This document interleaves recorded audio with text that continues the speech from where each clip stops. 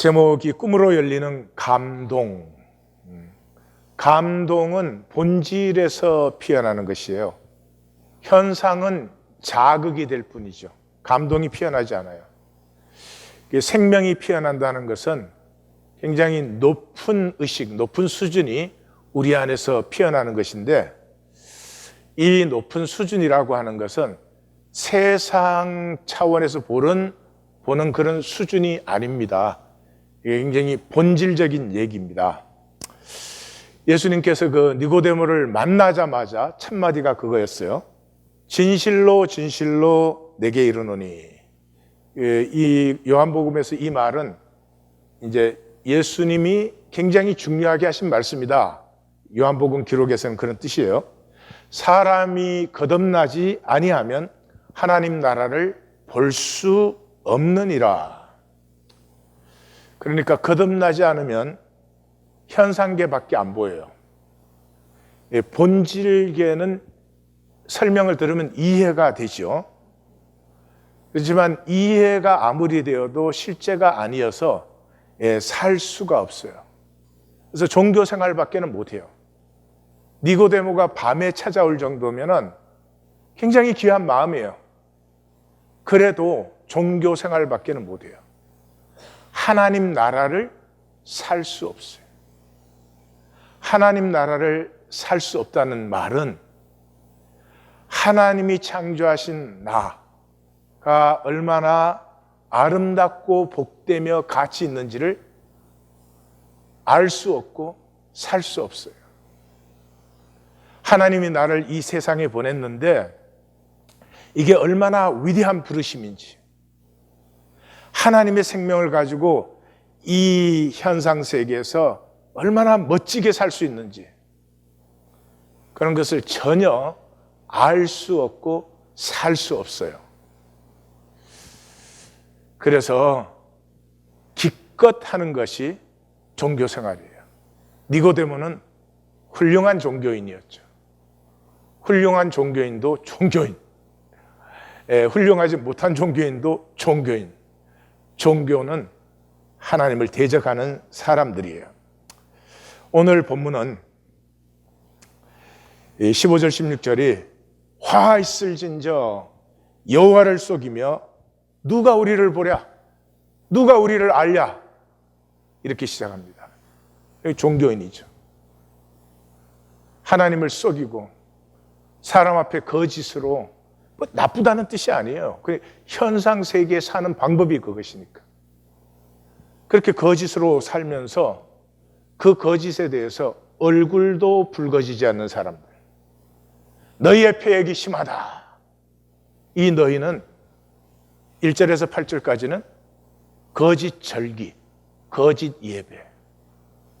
예배를 인간의 종교의식으로 드리지 결코 그곳에 임재하는 하나님을 만나지 않는. 9절에서 14절까지는 충격을 받아야 되는. 왜? 지혜와 총명이 없어요. 본질계를, 실제를 아는 지혜와 총명이 없기 때문에 본질적인 맹인이에요. 충격을 받아야 되는데 그 충격을 결코 받지 않는 종교인 너희 패역이 심하다. 그 패역이 뭐예요? 토기장이를 진흙으로 얘기해요. 우리가 하나님 차원으로 거듭나는 것이 아니라 하나님을 인간 차원으로 격화시킨 다음에 우리끼리의 인간 게임을 신앙생활이라고 부르는 거죠. 지은 일을 모르는 지음 받은 자, 빚은 일을 모르는 부인하는 빚음을 받은 자. 그러니까 근원을 부인하는 것이죠. 이 꽃이 잘려 있잖아요. 예쁘게 살아있죠. 그러나 이미 죽은 것이죠. 죽음이 나타나는 시간이 걸릴 뿐이지. 하나님에게서 잘려 있는데, 단절되어 있으면서 잠깐의 인생에서 보이기가 전부인 사람들, 보이기가 전부니까 가치는 이용 가치뿐이에요. 본질 가치를 몰라요. 비극이에요. 부부가 만나서도 서로의 존재 가치, 하나님이 창조하신 실제 가치를 알고 누리는 것이 아니라 이용 가치. 현상에는 많은 것이 필요하니까. 나쁜 뜻이 아니죠. 악해서 그런 것이 아니죠. 필요한 것이죠. 종교는 하나님을 속이는 기제예요. 메커니즘이에요. 하나님을 믿으면 그냥 살죠. 하나님 믿으면 그냥 살지. 왜 종교의식을 만들겠어요? 부모가 살아있으면 부모와 같이 살죠. 근데 부모가 죽으면 더 이상 실제가 아니니까 제사를 지내잖아요. 종교의식을 만들잖아요. 우리는 살아계신 하나님을 피하기 위해서 종교의식을 하는 것이죠. 종교의식을 하기 때문에 종교인은 뭘 했다 안 했다 이 의식에 사로잡힐 수 있어요. 나 뭐 했다 이 굉장히 중요해요. 또 나 뭐 안 한다. 나는 뭐 술 안 먹는다. 담배 안 피운다. 이런 게 막 굉장히 중요해요. 그렇다고 피우라는 거 아니에요. 그래서 이 의식, 했다 안 했다의 의식이 뭐예요? 전부의 에고의 계산이에요. 에고의 계산이라는 말은 온 마음으로, 전심으로, 의식 없이 한 것이 없다는 거예요. 부모가 자식을 사랑할 때 뭐 머리로 의식해서 해요? 그냥 의식 없이 하잖아요. 온 마음이에요. 그것이 산 것이에요. 그래서 마태복음 25장은 이 비유의 총결론이죠. 의인과 악인이 갈라지는, 양과 염소가 갈라지는 거부는 십자가 얘기예요. 그것에서 25장의 의인들은 뭐예요? 의식이 없어요. 언제 우리가 주님이 줄이실 때 우리가 언제 먹을 것 주었고 나그네 되었을 때 우리가 언제 영접했습니까? 그냥 산 것뿐이지, 산 것뿐이지. 그런데 이 의식의 사람들, 종교인들은 자기가 뭐 했다는 거예요. 그래서 마귀한테 쏘가가지고 주님 앞에 쓸 때, 주님, 내가 뭐 잘 믿은 건 아닌데요. 뭐 제대로 믿은 건 없지만은, 그래, 나 종교행위 했습니다. 그렇게 말하라는 거예요. 전심으로 한 것이 없으니 평생의 껍질 만들기였지 생명을 산 적이 없어요. 평생 하나를 그대로였어요. 내 안에 있는 하나님의 형상이 한 번도 피어나지 못한 죄. 그냥 현상 속에서 내 입장, 뭐 내 능력. 그래서 너는 하나를 그대로고 그것이 불행하지만 영원히 하나를 그대로다. 종교는 가장 숭고한 것을 전락시켰죠. 그것이 구원인데 구원은 차원의 전환입니다. 수준이 달라지는 것 아니에요. 구원으로 수준이 달라지면 아마 다 믿을 것 같아요. 다 구원만 받으면 막 그때부터 거룩해지고 막 굉장히 윤리적이고 막 인격적으로 높아지고 막 그러면 막 거룩 막 이러면은 다 믿을 텐데 불행하게도 그렇지가 않아요. 그럼에도 불구하고 다른 차원이에요. 그게 무슨 말씀인지 아세요? 엄마가 아이와 갓난 아이가 하나일 때는 별로 그게 높은 수준에 뭐가 없어요. 그렇지만 이 하나됨은 전혀 다른 차원이에요. 로미오와 줄리엣이 아무리 사랑을 했다 그래도 엄마와 그 아기가 하나 된 그 차원을 알 수 없어요.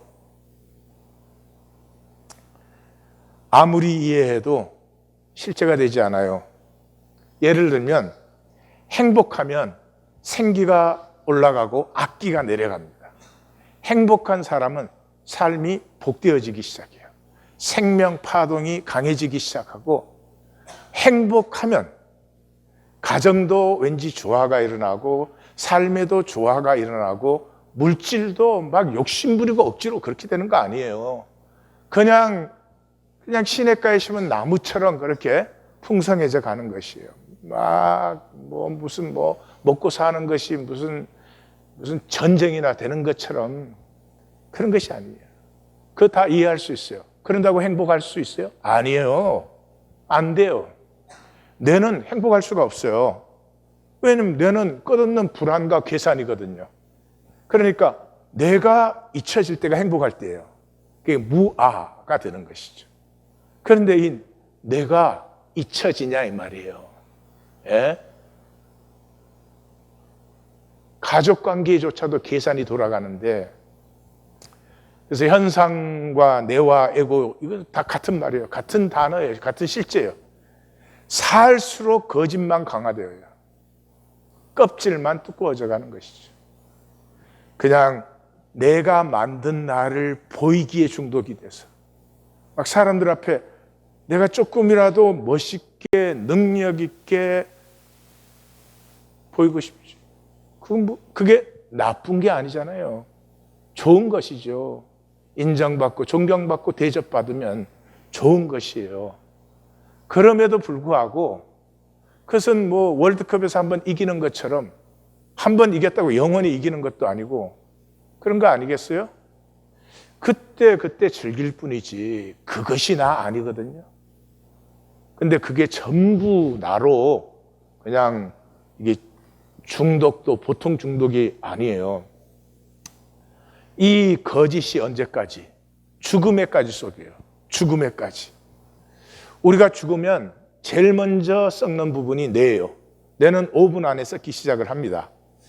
그래서 그 앤디 니어 데스 익스피리언스 하신 분들이 죽었다가 살아나서 요즘엔 책이 얼마나 많은지, 다 막 죽었더니 빛이 임하고 꽃길이 나타나고 아름다운 음악이 들리고 그게 또 난리예요.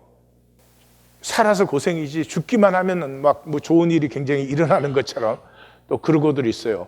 근데 만약에 그렇다면 이 세상에서 제일 가는 거짓말쟁이는 예수님이죠.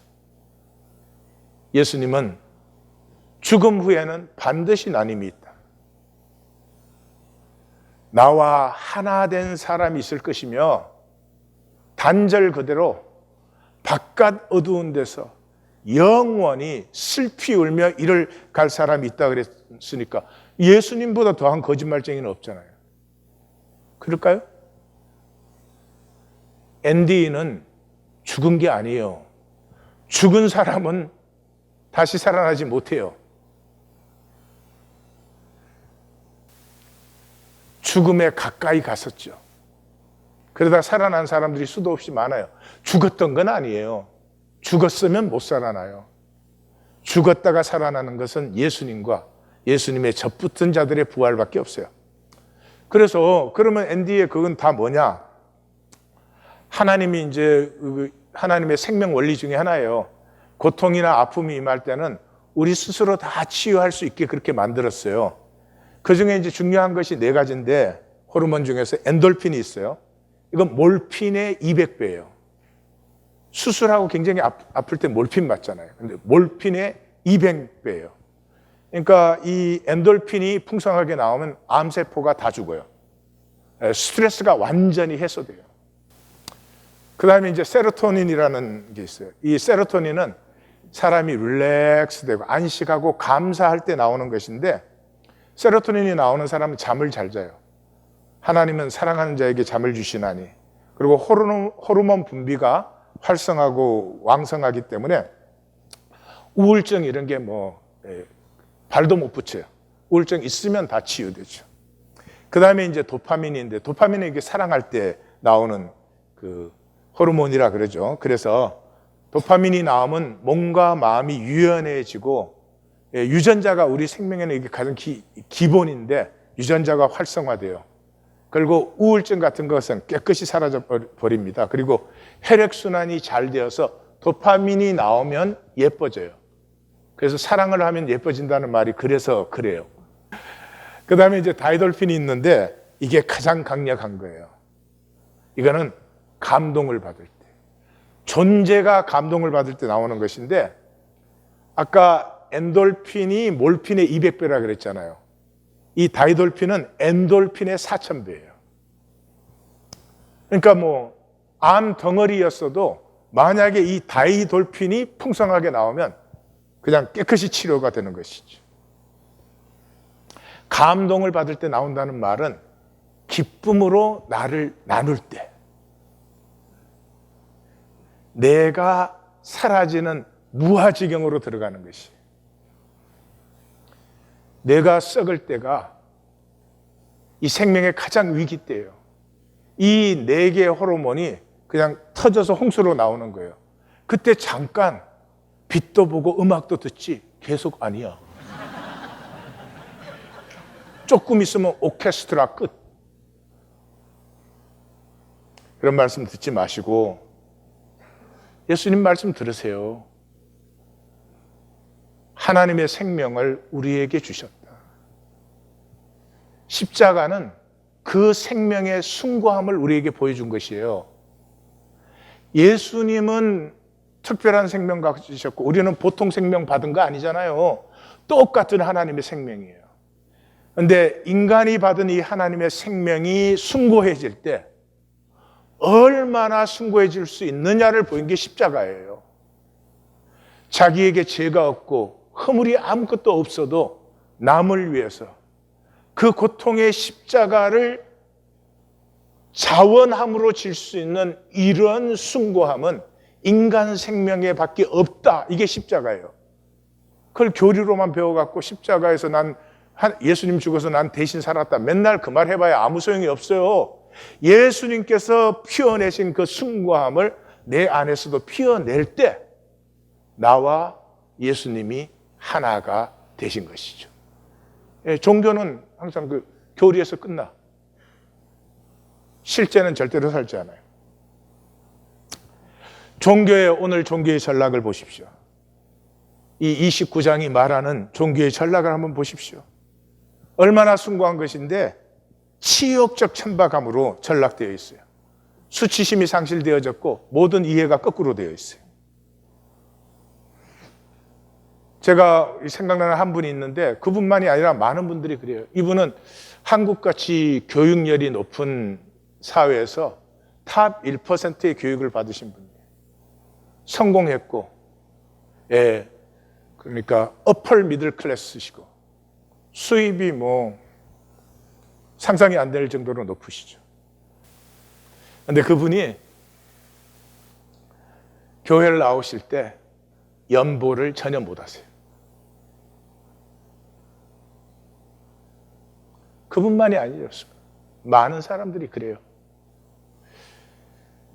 그분이 사회에서는 그러지도 않을 것이고 그럴 리도 없는 분이에요.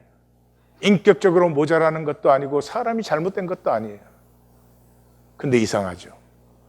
종교 안에만 들어오면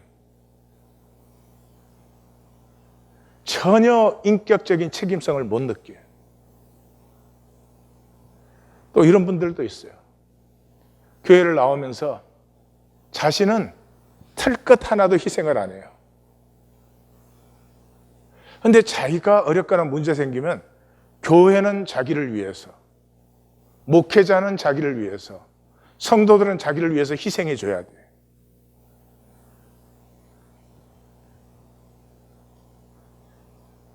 교회니까 anyone ask 구하시면은 교회는 기쁘게 섬깁니다. 그게 아니에요. 알아서 섬기라는 거예요. 내가 교회에 출석해 주고 있는데 내가 어려움이 있으면 알아서 섬겨야지. 이런 성도님들도 제가 볼 때는 그분들이 인격적으로 부족하거나 사람이 잘못되었거나 그런 것이 전혀 아니에요. 사회에 나가서는 그럴 리도 없고. 교회가 뭐예요? 교회 딱 만들면 하나님이 이제 한 달에 한 번씩 돈자루 떨어뜨려 주세요? 아니잖아요. 우리가 함께 가장 귀한 것을 갖고 가기 때문에 각자 자기의 형편에 맞게 함께해서 이걸 만들어가는 것이죠. 종교는 그 11조를 무슨 10분의 1로 만들었어. 뭐의 10분의 1인지 모르겠지만. 그래서 자기의 거짓되고 인색한 계산으로 그걸 만들어가지고 자기가 11조 한다 이래요. 아, 이 망하는 거예요. 망하는 거예요. 다 같이 망해 있어요. 가족이 그렇게 살아요? 교회는 가족이에요. 그냥 내 삶에 맞게끔 그저 함께해서 우리가 세상에서는 세울 수 없고 이룰 수 없는 것을 같이 가꾸어 나간다. 이것이 성경의 11조죠. 교회가 얼마나 아름다운 곳입니까?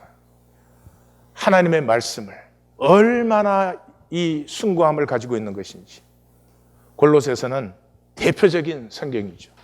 너희로 하여금 모든 신령한 지혜와 총명에 하나님의 뜻을 아는 것으로 채우게 하시고 주께 합당하게 행하여 범사에 기쁘시게 하시고 모든 선한 일에 열매를 맺게 하시며 하나님을 아는 것에 자라게 하시고. 우리가 하나님을 알 뿐 아니라 하나님이 우리를 아시고. 이게 안다고 할 때는 지식이 아니에요. 야다의 야다. 그래서 중세 수도원에서 가장 잘 설명을 해놨어요. 안다는 게 무엇인지. 자식을 아빠는 내 자식이라고 믿어. 엄마는 내 자식인 줄 알아.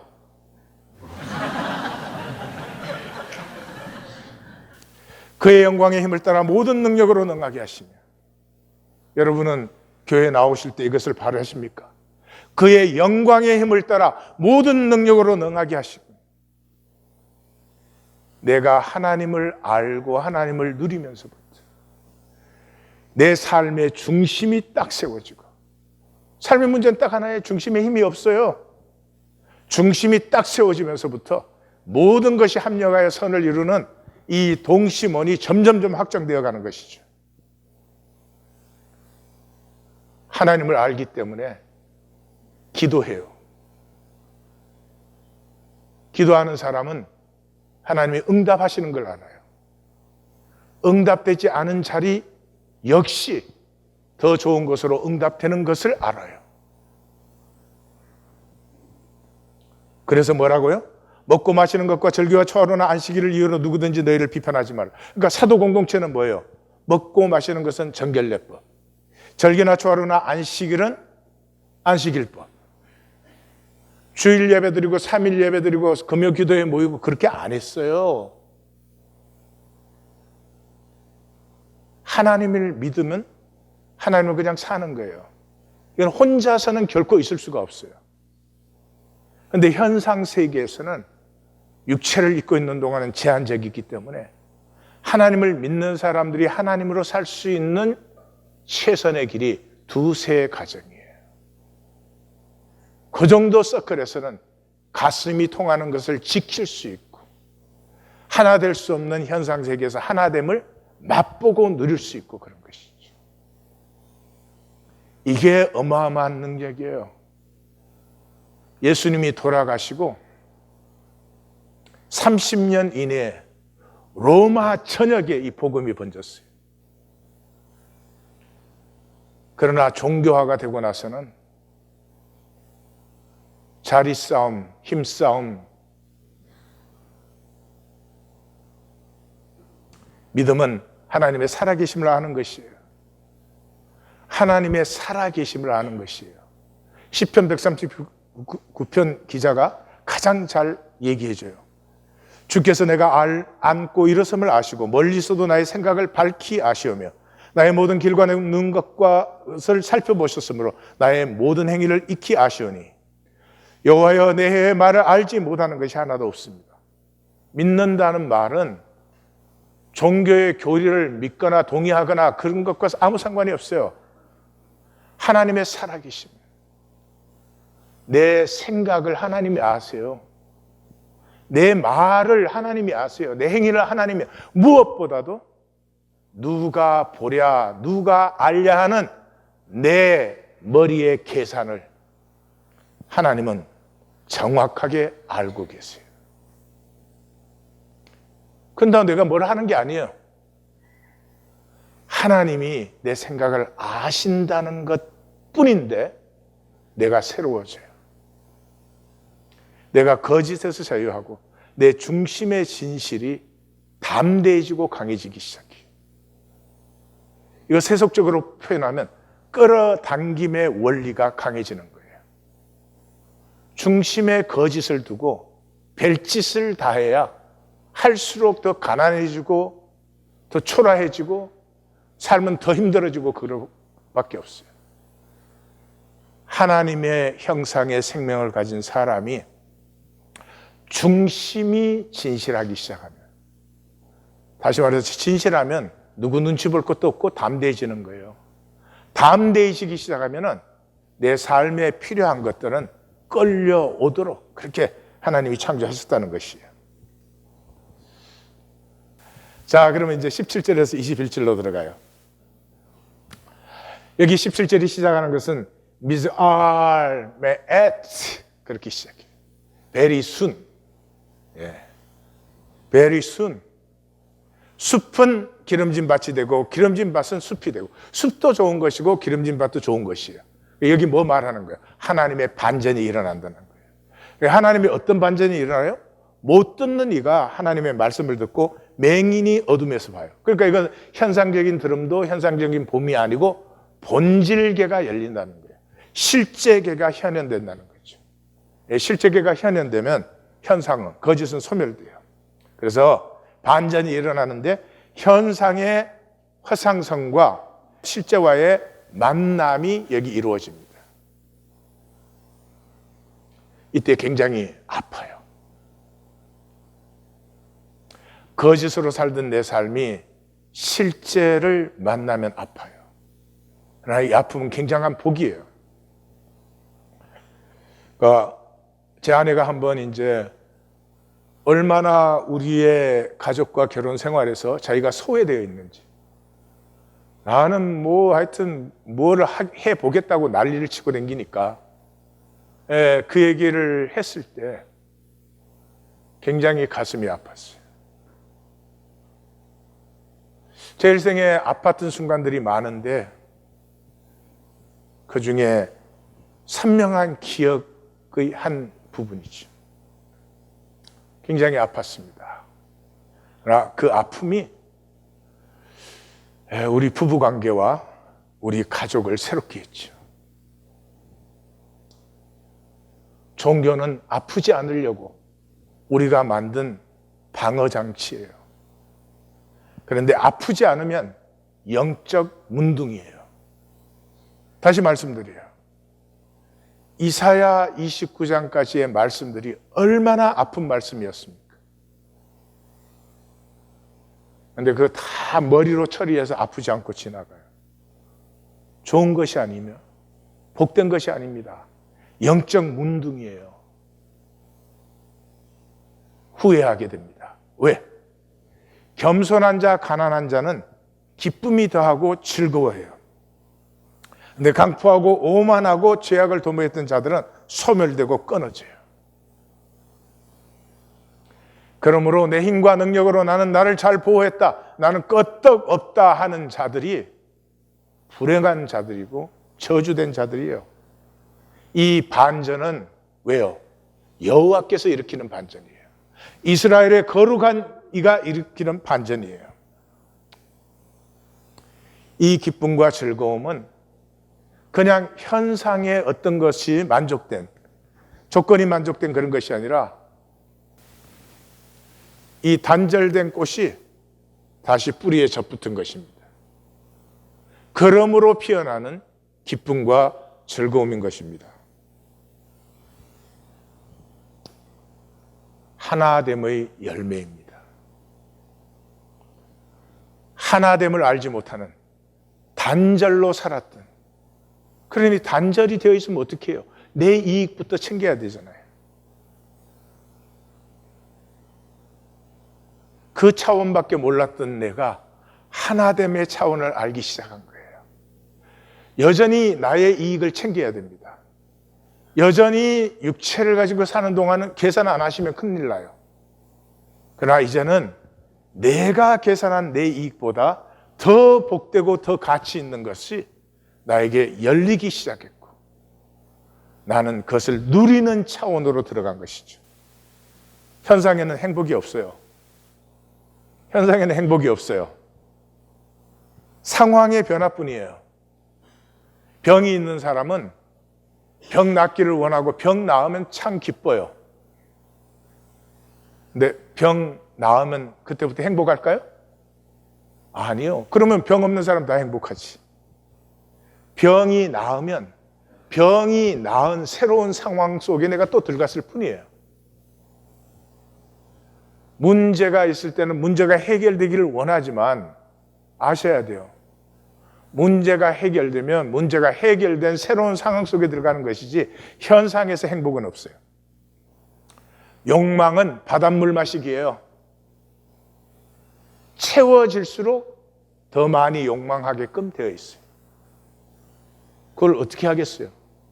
안 할 수 없는 것이고 거기서 자유할 수 있는 것이 아니죠.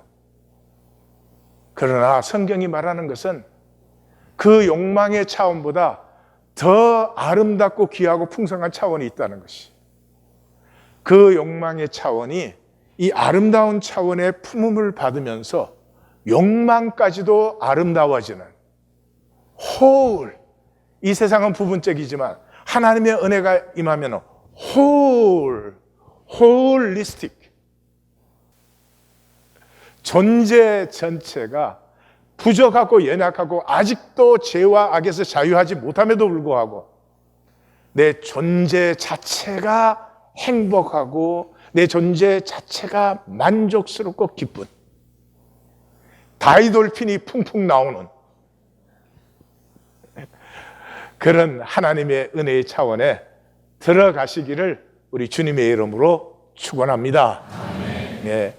이 종교는 너무 낮은 에너지 레벨에 우리를 두었어요. 정말 아무것도 아닌 것에 그냥 벌벌 떨면서 살고 있어요. 은혜의 차원에 들어가요. 22절, 아브라함을 구속하신 여호와께서 야곱 족속에게 말씀하시되 이제 야곱의 수치가 사라지고 그의 얼굴이 창백해지지 않을 것이다. 여기에 키워드가 구속이에요. 이사야 선지자가 굉장히 아껴 쓰는 말씀. 이사야 전체에서 4절에서 5번 나오죠. 구속이란 말이 바다라는 단어예요. 바다. 그런데 우리는 마귀에게 속아서 이 현상 세계에서 내 마음대로 사는 것, 현상 세계에서 내 마음대로 사는 이 하나님 가치, 이 마귀의 거짓 하나님 가치 욕망에 나를 팔아버린 것이에요. 그러므로 사도 바울이 정확하게 표현했어요. 죄 아래 팔렸어요. 그래서 죄는 누가 안 가르쳐줘도 다 알아. 애가 자라나면 거짓말을 가르쳐준 적이 없는데 거짓말을 우리처럼 해. 죄 아래 팔려있기 때문에 그래요. 죄 아래 팔렸다는 말은 무가치예요. 죄로 하는 것, 거짓으로 하는 것은 어떤 가치도 있을 수가 없어요. 완전히 무가치해진 우리를 하나님의 가치로 회복한 것을 구속이라고 해요. 노예 시장에서 노예의 몸값을 지불하고 사오는, 회복하는 이 단어거든요. 그래서 이 가치의 회복이 일어날 때 반드시 꿈이 피어나요. 가치가 회복되었는데, 야, 이제부터 돈 좀 더 벌어보자. 야, 이제 나 좀 잘나보자. 야, 이제 집 큰 거 좀 사자. 그런 것은 있을 수가 있지만 그것이 삶의 지향점이 되지 않아요. 반드시 가치 회복이, 이 인간이란 존재의 가치 회복이 일어나면 꿈이 피어나요. 왜냐 그러면 꿈은 본질이 현상이 피어나는 유일한 길이에요. 보이지 않는 본질이 논리나 지식으로 현상에 나타날 수가 없어요. 꿈이 유일한 통로예요. 그래서 베드로 사도가 성령이 임했을 때 베드로 사도가 구약 전체를 한마디로 요약했어요. 이렇게 종교는 그걸 모르니까 예수님께서 갈릴리의 무식한 어부를 부르사, 아니거든요. 이미 예수님 시대에 남은 자들이었어요. 하나님 나라의 비전을 선명하게 보고 있는 사람이었어요. 그 사람들에게 초점을 찍어주고 종교가 아니라 함께함이라는 것을 주님께서 몸으로 체험하게 해주신 것이죠. 그래서 구약 전체를 한마디로 요약했습니다. 그게 뭐예요? 하나님 말씀하시기를 말세 내 영을 모든 육체에 부어주리니 너희 자녀들은 예언할 것이요 젊은이들은 환상을 보고 늙은이들은 꿈을 꾸리라. 예언, 환상, 꿈 다 꿈이에요. 꿈을 강조로 다르게 표현한 것이죠. 나사렛 예수는 우리에게 꿈을 심었습니다. 그래서 사도 공동체는 그 꿈이 피어난 공동체예요. 세례 요한이 그러잖아요. 이게 죽기 전에 제자를 예수님에게 보내서 오실 그이가 당신입니까? 종교는 이게 세례 요한이 믿음을 잃었다 이래요. 그러니까 이게 성경을 물구나무를 써서 거꾸로 읽어도 그렇게 읽을 수는 없지. 그러니까 종교와 말씀은 아무 상관이 없어요. 세례 요한의 심정을 전혀 못 읽는 거예요. 요한은 알죠. 지금 며칠 있으면 자기는 죽어요. 근데 자기는 나사렛 예수를 메시아로 증거했잖아요. 그게 자기의 전생이에요. 그런데 만약에 자기가 잘못된 것이라면 자기의 증거는 자기 문제뿐이 아니라 수많은 사람을 잘못된 것으로 몰아넣습니다. 그러니까 죽는 것은 괜찮고 죽기 전에 예수님의 확정을 받고 싶은 거죠. 그래서 제자를 보냈습니다. 그 또 예수님이 그걸 받아서 야, 걱정하지 말라고 그래. 나야 나 임마. 왜 그래? 그렇게 하지 않으시잖아요. 가서 너희가 듣고 본 것을 요한에게 알리되. 그 다음에 뭐예요? 이사야 35장이 착 나오잖아요. 그 당시에 하나님의 나라의 꿈을 가지고 있었던 사람들, 단순히 무슨 로마하고 투쟁하자, 우리 종교 지키자 이런 수준이 아니고요. 가슴에 하나님 통치의 꿈을 가졌던 사람들. 그것이 지금 이루어지고 있는 것을 요한에게 얘기해 주어라. 이게 내가 메시아다라고 하는 말보다 더 확실한 증거잖아요. 그래서 이 이사야 35장은 읽기만 해도 가슴이 뜨겁습니다. 광야와 메마른 땅이 기뻐하며 사막이 백합화와 같이 피어 즐거워하며 무성하게 피어 기쁜 노래로 즐거워하며 레바논의 영광과 갈멜과 샤론의 아름다움을 얻을 것이라. 그것들이 여호와의 영광 곧 우리 하나님의 아름다움을 보리로다.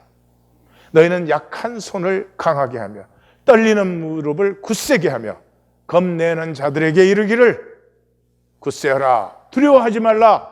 보라 너희 하나님이 보복하시며 갚아주실 것이라. 하나님의 오사 너희를 구하시리라 하라. 그때 맹인의 눈이 밝을 것이며 못 듣는 사람의 귀가 열릴 것이며 그때 저는 자는 사슴같이 뛸 것이며 말 못하는 자의 혀는 노래하리니 이는 광야에서 물이 섞였고 사막에 시내가 흐를 것입니다. 여호와의 성령을 받은 자들이 돌아오되 노래하며 시온에 이르러 그들의 머리 위에 영영한 희락을 뜨고 기쁨과 즐거움을 얻으리니 슬픔과 탄식이 달아나리로다. 마귀에게 쏘가서 고통과 슬픔과 거짓뿐인 이 세상을 보면서 그 안에서 나 하나는 잘 먹고 잘 살자. 어떻게 그 삶에 예수의 이름을 갖다 붙여요?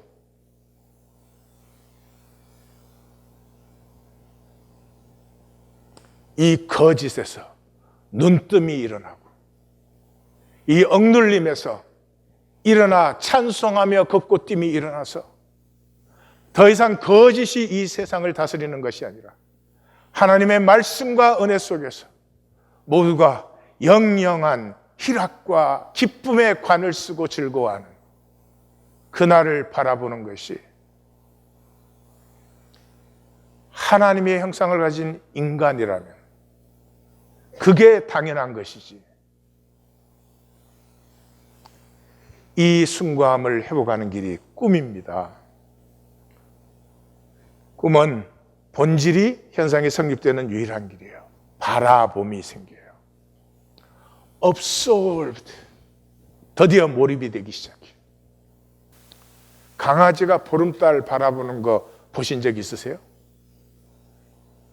우주가 다 떠내려가. 이 우주에 강아지 하나 있는 줄 알아. 아기가 엄마를 바라볼 때 엄마가 우주예요. 엄마가 모든 세계예요. 이렇게 몰입이 일어날 때 우리는 대극의 법칙에서 자유하게 돼요. 이 세상에 우리의 삶이 망하는 유일한 이유가 대극의 법칙이에요. 중심의 지질이 없는 것은, 온 마음, 전심이 아닌 것은 잘 돼야 돼 그러면 안 될 거야 이렇게 오는 거예요. 성공해야 돼 그러면 망할 거야.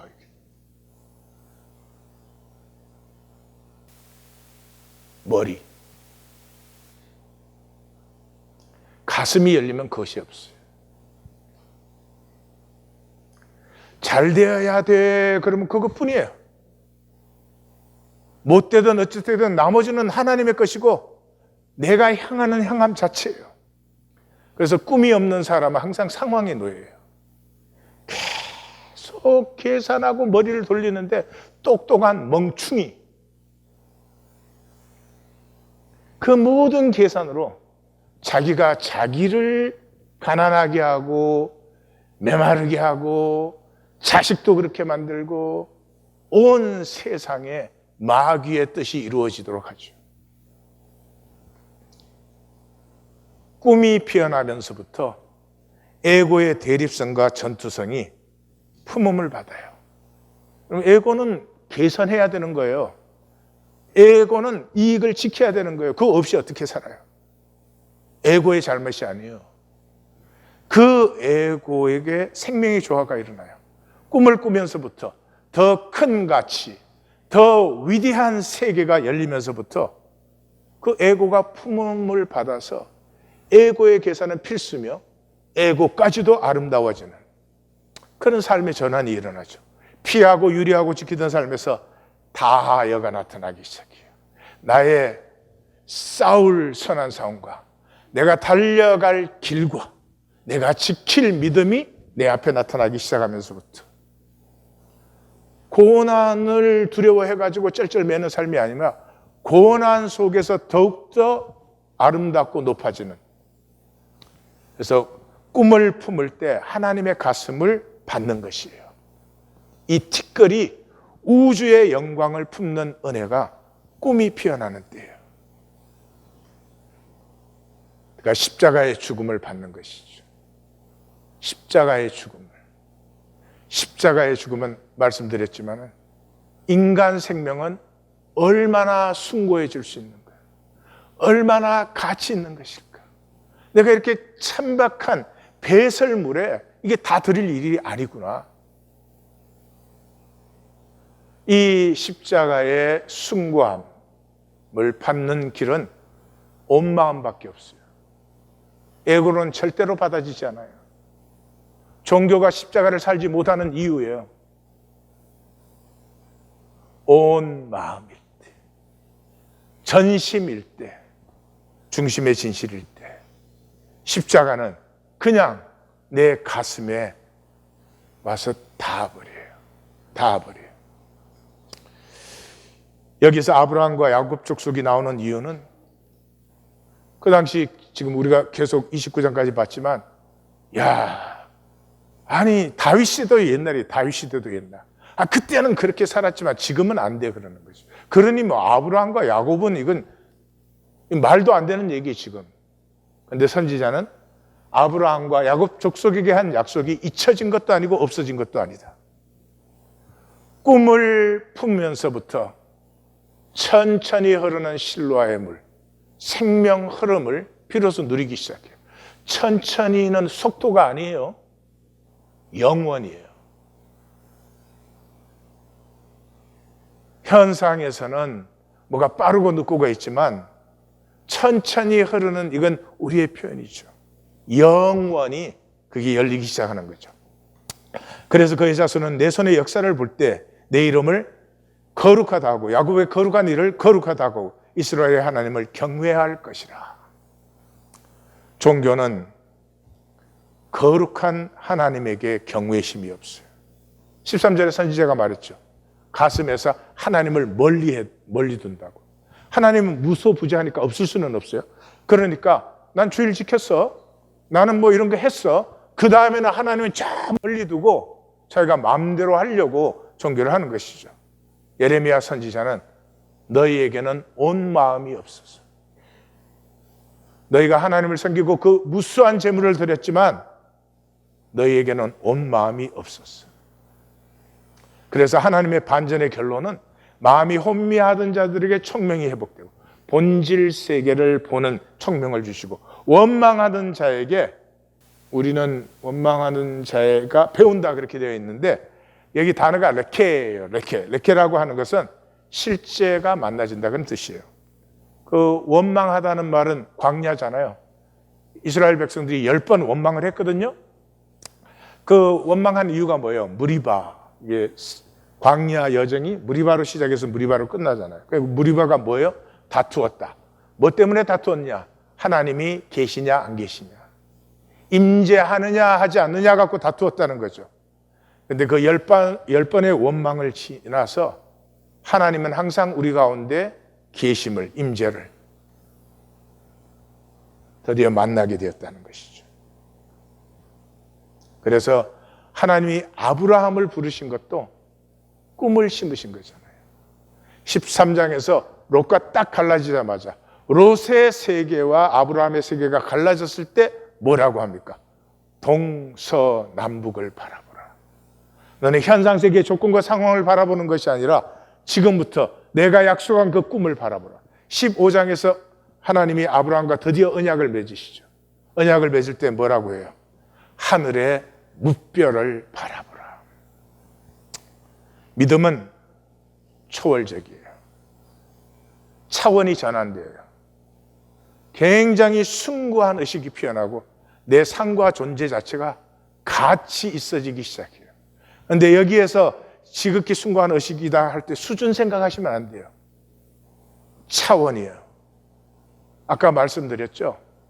갓난아기와 엄마의 차원은 하나된 차원은 수준상으로 보면 굉장히 낮은 수준이겠죠. 뭐 갓난아기니까. 그렇지만 이것이 어떤 인간의 연합성보다 더 깊고 실제의 세계를 가지고 있다. 그래서 예수님께서는 그랬죠. 내가 땅의 일을 말하여도 너희가 믿지 아니하거든. 하물며 하늘의 일을 말하면 어떻게 알겠느냐. 니고데모는 굉장히 훌륭한 종교인이에요. 그러나 하늘의 일이라고 하는 것은 그렇게 믿어지는 것이 아니죠. 하나됨의 차원이에요. 단절의 차원에서 하나됨의 차원. 이 하나됨에서만 열리는 생명의 통을 피우는 것이 1820 데일리 브레드예요. 지금 뭔가 이해하셨죠? 그렇죠? 지금 이 예배에서 이해하셨죠? 그 이해하신 것이 가슴으로 나누어지는 것이 1820 데일리 브레드예요. 저한테 들은 지식, 논리, 내용, 그거 나눠야 뭔 소용이 있어요? 그건 제 거죠. 제가 하나님에게 받은 것이죠. 제 증거를 통해서 자기가 하나님에게 받은 것이 있을 거 아니에요. 그게 나누어질 때 생명의 통이 일어나요. 생명의 통 그러면 저게 무슨 통인가 또. 예? 그래서 가장 비근한 예를 하나 나누겠습니다. 펄 버기 1936년에 노벨 문학상을 받고 1960년에 한국 방문을 했어요. 그때 뭐 한국 방문하면 뭐 관광지가 있어요, 뭐가 있어요. 그러니까 경주 갔죠, 경주. 경주 갔는데 그 기록에 이렇게 되어 있어요. 해질 무렵 지게에 볕단을 진 채 소 달구지에도 볕단을 싣고 가던 농부를 보았다. 지게의 짐을 소 달구지에 실어버리면 힘들지 않을 테고 또한 소달구지에 타고 가면 더욱 편할 것이라는 생각에 농부에게 물었다. 왜 소달구지를 타지 않고 힘들게 걸어갑니까? 농부가 말했다. 에이, 어떻게 타고 갑니까? 저도 하루 종일 일했지만 소도 하루 종일 일했는데요. 그러니까 짐도 나누어지고 가야죠. 펄벅이 그 뒤에 이렇게 적습니다. 서양의 농부라면 소달구지 짐을 다 싣고 분명히 자기도 거기에 타고 갔을 것이다. 이 농부의 말 한마디에 나는 가슴이 감동을 받았다. 성경이 높은 차원, 다른 차원, 숭고한 의식, 아니, 성경 그렇게 말하면 내가 말하시. 표현해보고 싶어서. 그럴 때 그 차원이 종교는 무슨 저 번쩍번쩍하고 뭐 대단한 뭐가 있는 것처럼 아니요. 본래의 차원이에요. 사느라고 바꾸시겠지만은 우리 본래의 생명을 아세요? 하나님이 내게 주신 본래의 생명을 아세요? 이 농부는 강도질 못해요. 사람 못 죽여요. 자기 이익 얻으려고 사기치지 못해요. 소박하고 당연한 이 의식 하나가 삶 전체를 사람답게 만드는 거예요. 여러 가지가 있지만 한 가지만 더 나누겠습니다. 늦가을 감이 달려있는 감나무를 보고는 따기 힘들어 남긴 건가요? 라고 묻자 농부는 겨울 새들을 위해 남겨둔 까치밥이요 라는 설명에 펄벅 여사는 감동했습니다. 그리고 이렇게 적습니다. 내가 한국에서 가본 어느 유적지나 왕릉보다도 이 감동의 현장을 목격한 하나만으로도 나는 한국에 오기를 잘했다고 자신한다. 예수 믿는 것은 하늘 계시를 받고 예수님을 통해서 무슨 특별한 영적 세계를 알아가지고 그때부터 휘두르고 다니는 게 아닙니다. 내 안에 처음부터 있었던 마음, 하나님이 나를 창조하셨기 때문에 본래부터 있었던 그 마음, 그렇게 살면 손해보는 것을 알고 내 머리에 계산으로 꽉 눌러버렸던, 인색하고 싶지 않은데 인색하게 사는, 거짓되고 싶지 않은데 거짓되게 사는, 그것을 버림으로 말미암아서 나 자신, 나 진정한 존재의 아름다움과 소중함까지 버려버렸어. 이제는 무엇으로도 채울 수 없는 실제에서 감동이 피어납니다. 소박한 내 자신으로 돌아가면 그곳에 감동이 피어나고, 감동이 피어나면 멈추어요. 멈춤이 천천히 흐르는 실로아의 물이에요. 그 멈춤에서 아내가 다시 보여요. 남편이 다시 보여요. 자식이 다시 보여요. 하나님이 다시 보여요. 성도가 다시 보여요.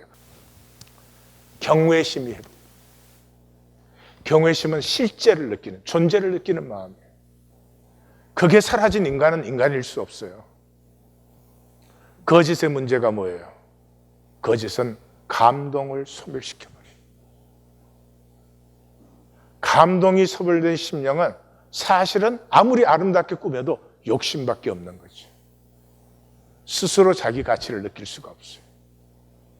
이사야 29장을 마감하면서 우리를 거짓으로 속여 우리의 진정한 가치를 전락시켜버린 마귀의 거짓이 물러가고, 우리를 자신의 형상, 자신의 생명으로 창조하신 하나님의 숭고하고 높은 사랑이 우리의 심령과 가정과 우리의 삶에 회복되시기를 정말 진심으로 축원합니다.